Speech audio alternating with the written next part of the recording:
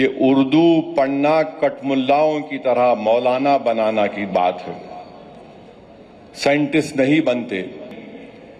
फराह गोरखपुरी गोरखपुर के शायर थे, उर्दू के बहुत बड़े शायर थे। अब ये जो आर्ग्यूमेंट इनका आरएसएस का है कि नहीं ये बाहर से आए, तुम भी बाहर से आए।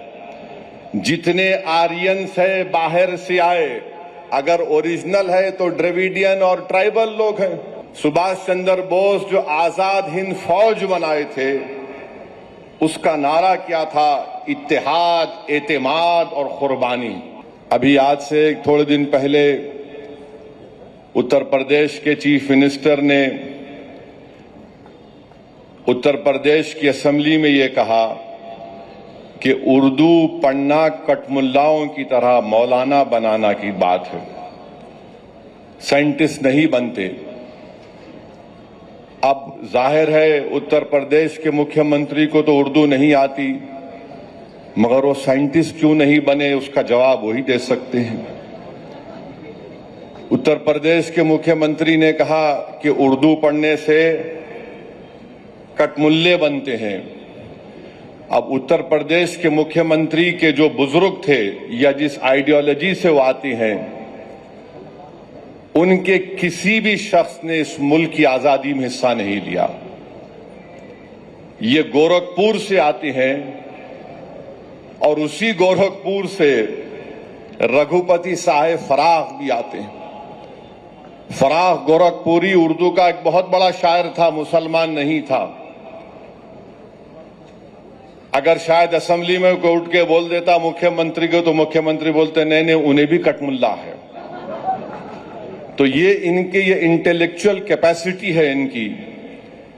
फराह गोरखपुरी गोरखपुर के शायर थे, उर्दू के बहुत बड़े शायर थे।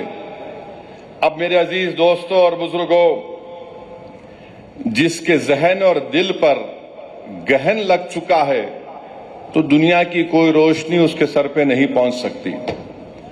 फराह गोरखपुरी का शेर क्या है सुनिए, ये बीजेपी आरएसएस वालों को बता रहा हूं, जो उर्दू बोलने वालों को कटमुल्ला कहते हैं। फराह गोरखपुरी ने कहा था, सरजमीन हिंद पर अक़वाम आलम के फराख, सरजमीन हिंद पर अक़वाम आलम के फराख, काफिले बसते गए हिंदुस्तान बनता गया। सरजमीन हिंद पर अक़वाम आलम यानी नेशंस आए इस देश में, बसते गए हिंदुस्तान बना। अब ये जो आर्ग्यूमेंट इनका आरएसएस का है कि नहीं ये बाहर से आए, तुम भी बाहर से आए। जितने आर्यंस है बाहर से आए, अगर ओरिजिनल है तो द्रविडियन और ट्राइबल लोग हैं।